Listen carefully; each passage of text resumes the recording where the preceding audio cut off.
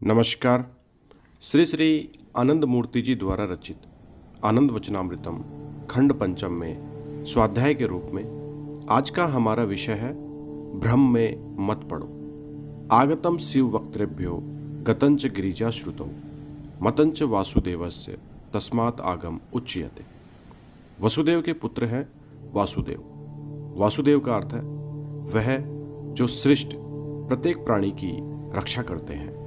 उनका यह कर्तव्य है कि वे सबकी रक्षा करें। वे विष्णु नाम से भी जाने जाते हैं। यह कर्तव्य विष्णु का ही है कि वे तंत्रशास्त्र, धर्मशास्त्र और उन सभी शास्त्रों की रचना करें जिनसे लोगों को प्रशिक्षण प्राप्त हो। चिकित्सक 3 प्रकार के होते हैं, उत्तम, मध्यम और अधम। मध्यम चिकित्सक क्या करते हैं? वे औषधि देते हैं और समय समय पर यह पूछ भी लेते हैं कि औषधि का प्रयोग किया या नहीं।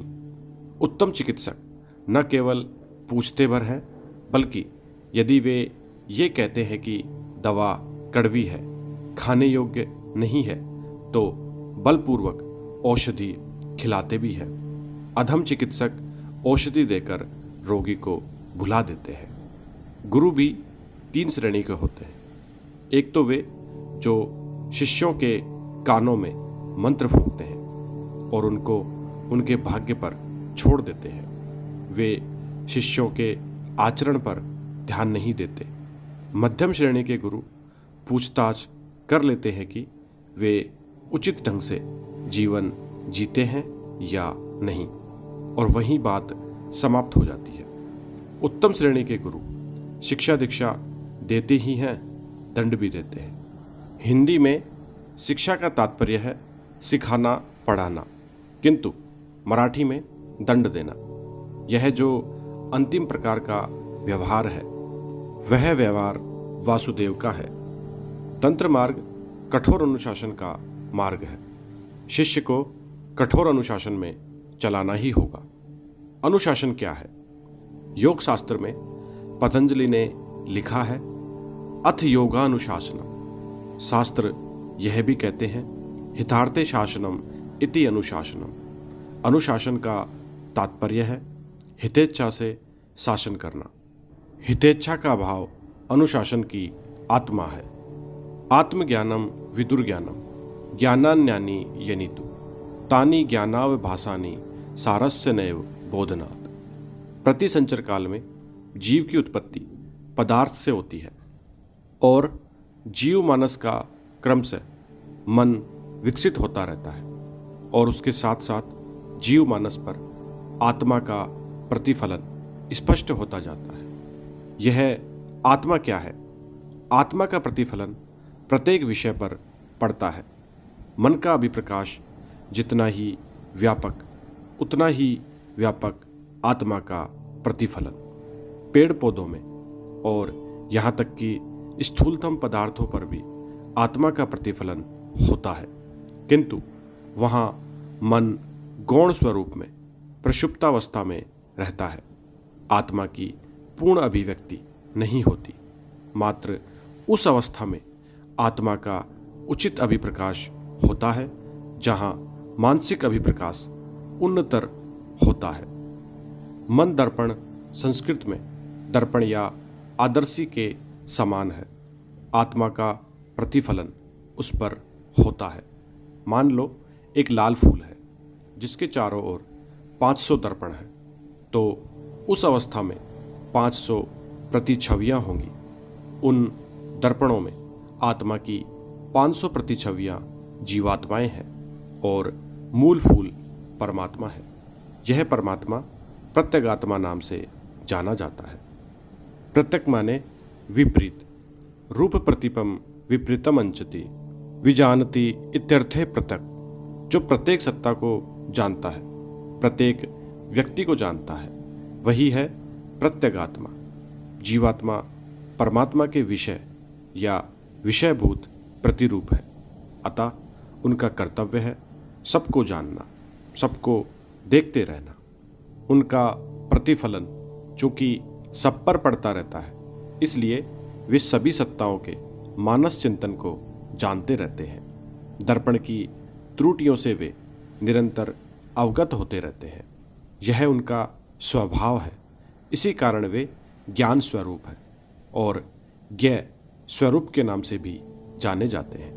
उनका इस प्रकार जानते रहना कर्तव्य है और वे इसीलिए किसी से भी अधिक अच्छी तरह सबको जानते हैं। कहा जाता है, यथा दर्पणाभाव आभास हानौ मुखम विद्यते कल्पनाहीनमेकम तथा धी वियोगे निराभास कोयम स नित्योपलब्धि स्वरूपो अयमात्मो। यदि दर्पण हटा लिया जाए तो क्या होगा? फूल की प्रतिच्छाया नहीं बनेगी, जीवात्मा का अस्तित्व नहीं रहेगा। तब जीवात्मा जाएगी कहाँ? उसे परमात्मा की ओर वापस जाने के अतिरिक्त और कोई दिशा नहीं मिलेगी।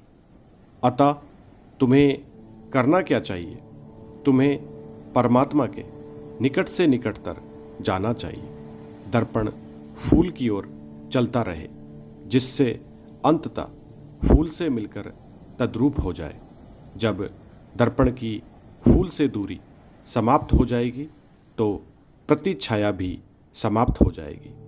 दर्पण के बिना प्रतिच्छाया बन नहीं सकती और तब रह जाएगा शेष मात्र मूल पुष्प। उनमें रह जाएगा मात्र परम पुरुष का स्वरूप। मानव बुद्धि उनमें समर्पित होकर छाया रहित हो जाएगी, उनमें ही मिल जाएगी। इसलिए शिव ने कहा है, आत्मज्ञानमिदं देवी परम मोक्षैक साधनम।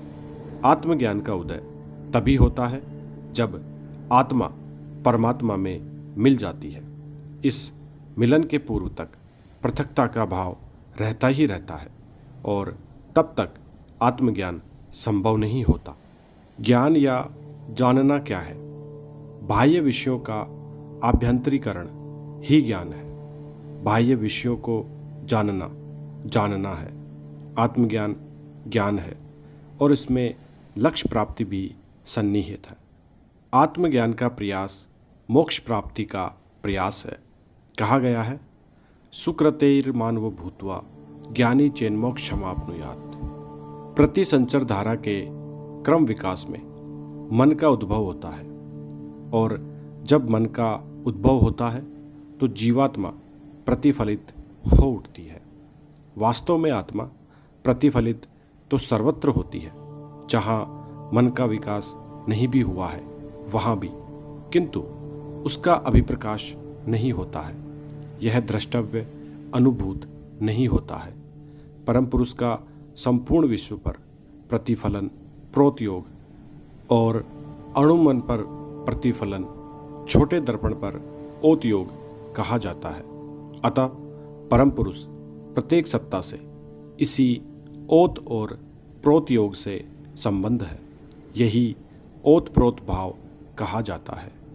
परम पुरुष का प्रतिफलन प्रत्येक सत्ता पर होता रहता है और जैसे जैसे यह सत्ता विकासोन्मुख होती है, मन संघर्ष और समिति द्वारा विकसित होता है और यह प्रतिफलित सत्ता आत्मा भी व्यापक से व्यापकतर होती जाती है। जितना ही अधिक उन्नत मन होता है उतना ही व्यापक वृहत सत्ता के आकर्षण द्वारा विकास की ओर अग्रसर होता रहता है। संघर्ष और समिति द्वारा यह विकास कई प्रकार से घटित होता है। उदाहरणार्थ, जब एक पशु उन्नत मना व्यक्ति के सानिध्य में साथ साथ रहता है तो उसका विकास और अधिक शीघ्रता से होता रहता है। एक बंदर कुत्ते और गाय की अपेक्षा अधिक उन्नत होता है, किंतु चूंकि वह मनुष्यों के साथ नहीं रहता, उनके सानिध्य में नहीं रहता है, इसलिए उसका विकास, उसके विकास की गति कम होती है। कुत्ते अथवा गाय जो मनुष्य के साथ उनके सानिध्य में रहते हैं, उनका विकास तीव्रतर होता है। एक बंदर जो मनुष्य के सानिध्य में रहता है, उसमें भी अन्य बंदरों की अपेक्षा तीव्रतर विकास होता है। यह क्रम विकास सहज ज्ञान किंवा बोधि की उत्पत्ति का आधार बनता है। मनुष्यों में यह चैतन्य बोध, सहज ज्ञान किंवा बोधि है कि मैं मनुष्य हूँ, सहज उपलब्ध रहता है। किंतु एक कुत्ते में अपने अस्तित्व का बोध नहीं रहता है। मनुष्य की यही विशेषता होती है। मनुष्य को बाह्य विषयों का गुलाम नहीं होना चाहिए। रुपया एक स्थूल विषय है। वह रुपया अपने अस्तित्व का बोध नहीं रखता है, किंतु एक मनुष्य जानता है कि यह 1 रुपया है। मनुष्य ने ही उस रुपये को एक महत्व दिया है। उस रुपये ने स्वयं को महत्व नहीं दिया है, ना उस रुपये में यह सामर्थ्य ही है। उस रुपये में न तो सोचने समझने की सामर्थ्य है और ना उसके पास बुद्धि ही है। यदि मनुष्य रुपये का सतत चिंतन करता रहे तो उसका उन्नत मन स्थूल बन जाएगा और वह क्रमशः स्थूल पदार्थ में रूपांतरित हो जाएगा। यदि चिंतन का लक्ष्य रुपया है तो मनुष्य क्रमशः रुपया बन जाएगा। पूर्व काल में रुपया चांदी का एक सिक्का था, किंतु अब वह कागज का एक टुकड़ा है।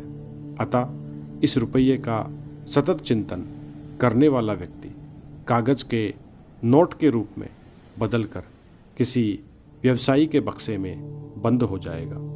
अनेकानेक जन्मों से होते हुए जब मनुष्य मानव शरीर प्राप्त करता है और परम पुरुष को अपना ध्येय बना लेता है तो उसका मन क्रमशः सूक्ष्म से सूक्ष्मतर होता रहता है और परम पुरुष का प्रतिफलन उस पर स्पष्ट रूप से स्पष्टतर होता रहता है।